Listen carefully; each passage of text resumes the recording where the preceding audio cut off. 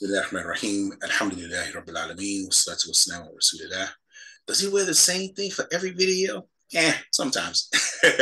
Okay, so welcome back to the channel. My name is Abu Idris, and this is Hijrah Tips and Advice. Giving you advice on what you can expect when you make Hijrah, things to do so that you know before you go. As always, if you get any benefit from the video, please like the video. It helps with the algorithm so YouTube can show it to more people who are also interested in Hijrah and need advice. Subscribe so that you can see all of the videos that we've done, and you will find videos that are relative to what you need. I am a muhajir of 33 or 13 years, and so I've had quite a bit of experiences and things I've seen and things that I now know that I wish I had known before I left. And lastly, please subscribe and hit the notification bell. So that way, when I do post another video, you will automatically get notified. Sometimes that doesn't work with YouTube, but in most cases, you will get notified. And then you can check out the latest thing you need as you're planning your Hijrah journey. All right, that being said, I'm going to talk about something that is not really talked about a lot. And that is hair care for specifically our African-American sisters, or our African sisters, or people of African descent. It is very difficult to find hair care products that you need, because most of the hair care products that I have seen either cater toward European textured hair or Asian textured hair, which is not our hair. It's not the hair of our ladies. Okay, and so it becomes very difficult. So you have to settle for all of these products that really don't do the job, but if you don't use them, then you have nothing. Okay, and I'm talking about things such as moisturizers. If you straighten your hair, and if that's your thing, that's your thing. If you straighten your hair, if you relax, I should say, if you relax your hair, if you straighten your hair, if you need just your regular hair care maintenance, moisturizers and shampoos and conditioners, there are certain kinds of conditioners and products that are conditioned toward women who have hair, women of African descent who have hair of that texture. And for those who may not know what I'm talking about, women who have 4C and 4D hair, and the women know what I'm talking about. So if your hair texture is a 4C or 4D, you're going from, say, I would say 4C is kind of thick, and then like 4D is like really coarse. Okay, so you can't take, oil of Olay or whatever it is, what I'm saying, Head and Shoulders, that's not going to do it for you. You know what I mean? And women know what they need, for that. Pantene and all this other stuff, and a lot of times, our women, they just have to settle for whatever the product is and get as close as they can. Waste a lot of time, waste a lot of money, a lot of trial and error. So what you probably want to do is you want to stock up on your hair care products. Now, I'll tell you something.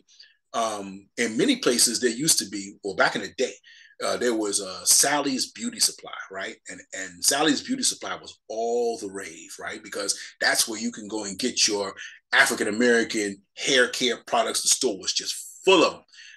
But in the last few years, I've heard some things in terms of Sally's maybe switching ownership. They may not necessarily be African-American owned. Some of the companies of the brands that they sell may not be African-American owned. And this is important because African-Americans know what their hair is going to need. And so when you have African-Americans in the chemist area, in the chemical field, in the hair care field, and they actually manufacturing these things, they through trial and error, and of course test subjects, they're going to know what they need in order to get the results of whatever that thing is, whether it's a deep cleansing or deep conditioning or deep moisturizing or treatment for colored hair or whatever it is. So I seen a Sally's. I thought I saw Sally's somewhere in Riyadh. But I don't think that's the Sally's that we're talking about. I don't know. I'm saying just tread with care.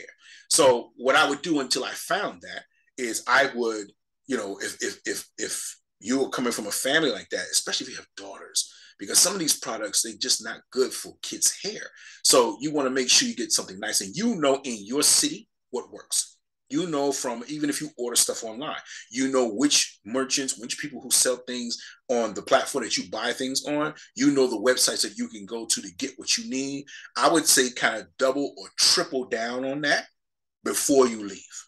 You know what I mean? So you're going to have to be pinching something off your budget and then go buy a bottle of this or that. And this stuff has pretty long shelf life, so it's not going to go bad. It's going to still be effective when you get where you're going. Because when you get where you're going, you're going to be hard pressed to find specifically African American hair care products. I said African American. I didn't say people of color, because not everybody who is a person of color has the same kind of hair that African American women have.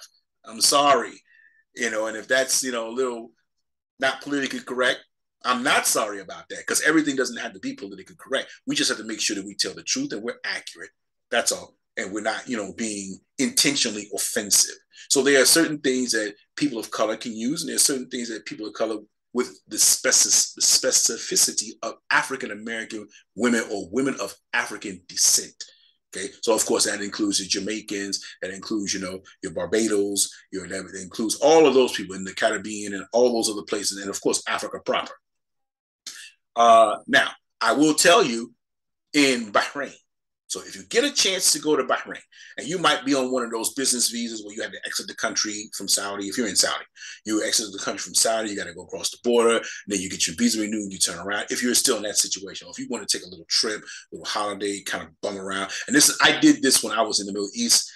Every summer, I wouldn't go home. For what? I'm going to go home, back to the States. I'm going to be happy for a little while, 3-4 days. I'm going to run into, all the old people that my friends and stuff like that. I'm going to eat some stuff that I didn't eat over there because they don't have it. And after about 3 or 4 days, I'm like, okay, I'm ready to go. So what's the point? You know what I mean? A $900 air ticket for what? All right. So in some cases, depending on the company that you work for, you can opt to have the price of the ticket given to you in lieu of the plane ticket itself. Okay, maybe I should do another video, but I'm going to explain that because I'm coming to a point. The schools I worked at, two schools I worked at, one in Bahrain and one in Kuwait.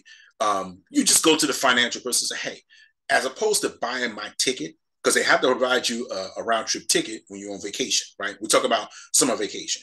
So, and you're going to renew your contract. You're just on summer vacation, right?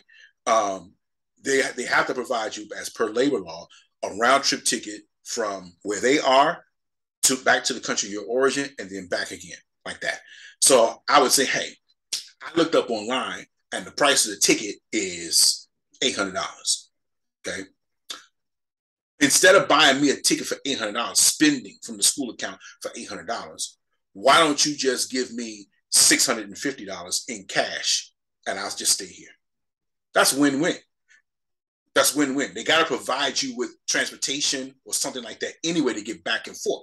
So doing it like that is win-win, because you get the money, you get money in your pocket, extra money for spending for the summer, and they save $150 off of something that they would have to pay anyway. They got to pay anyway.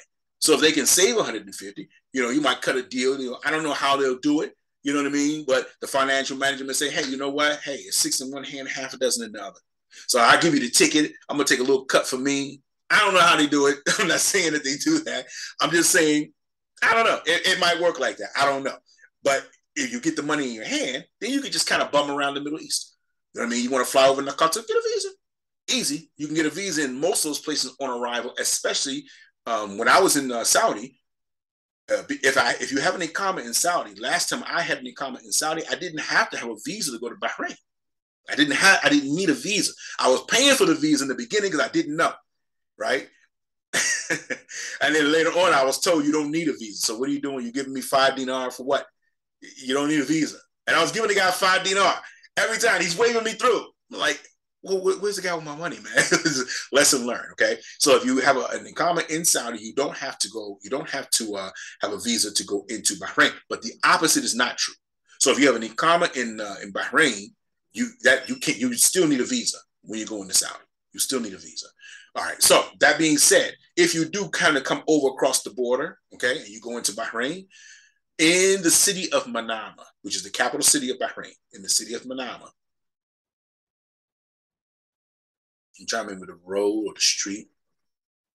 It's downtown Bahrain. Okay, downtown Manama, and it is the area near Abu Bakr Siddiq Masjid. Everybody knows Abu Bakr Siddiq Masjid because it's the biggest masjid in the downtown area. Okay, so real quick, okay, so you keep this video for reference, okay, because that's the only way you're going to find it. If you are traveling downtown and Masjid Abu Bakr Siddiq is on your left side, keep going down and you're going to pass a Ghosi gym. They have a Ghosi's gym and a Gold's gym and something like that. You're going to pass Gold's gym, and then one of those places you're going to be able to make a right-hand turn. There's a little, you got to kind of navigate, but there's a little place there where like all the Ethiopians are in that little nook, right? That whole section. Or just ask somebody, where is the Ethiopian hair salon? And they'll walk you right to it. They'll walk you right to it. Those sisters, mashallah, they do stuff. They run in the whole area out there. I went into a place, I thought I was in Sally's hair care, Sally's beauty supply. I thought I was in there. When I walked in there, I saw Dax sporting waves. I saw all kind of stuff. You know, Stay Soft Fro, right? What else did I see in there? What's that called? Dark and Lovely. I saw all that. So I was like, what am I? This ain't New York, it's not Chicago. They got everything in there. So you can go in there and just kind of pack up. My wife at the time, that's how she was making a little hustle. So we would ride into Bahrain from Saudi, and she would just get a laundry load full of stuff, boxes, right? And she had a deal with the owner of the shop. So hint, hint, little hustle idea for you. She had a deal with the owner in the shop, and they had all kinds of stuff in there. Okay, and she would just get like a discount or whatever. They come out, they load the stuff in the car. Boom, we back across the bridge over into Riyadh.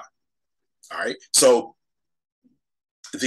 that's a good thing, and they also have the beauty salons. Okay, the beauty salons are female only, no men allowed inside, and even the doors have like, you know, like artwork, decoration, whatever, but they're opaque. You can't see inside the door because there's, you know, whatever the you know how they have the advertising and all of the decorations and stuff, you know, for the store itself, the branding and stuff like that. So they're very private. You can't see inside. So I would just drop my wife off there, ride around the corner and find something to do with myself for an hour.